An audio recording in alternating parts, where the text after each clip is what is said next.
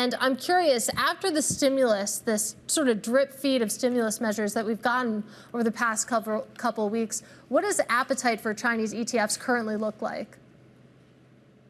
The appetite is really just through the roof, Katie. I mean, after months and months of writing about how investors were avoiding China exposure, really pouring money into EMX China strategies or India specific funds as a growth proxy for emerging markets, these stimulus measures really brought cash back to this market of China ETFs. And the usual suspects are front and center here, FXI, that's large cap Chinese stocks, KWEB, that's internet China stocks. And as you mentioned, even the leveraged products like yin and yang have seen record inflows.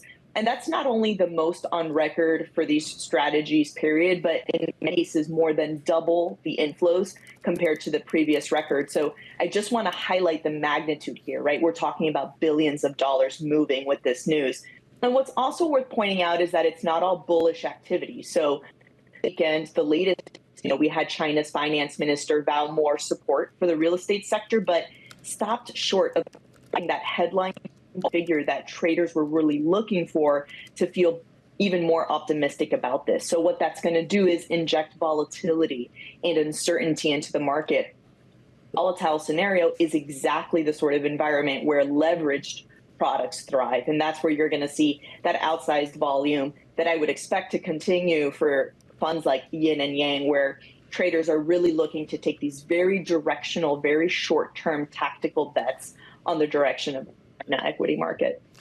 And one thing that I've been trying to keep a tab on is that the retail investors in China, all of this is so they actually invest in the market, because they were trying to invest over here. They were rushing to buy the Qs and sent all their local ETFs to premiums because they wanted the U.S. so bad. Looks like now they're finally staying home and investing there. How important is that for the foreign investors who want to ride this wave?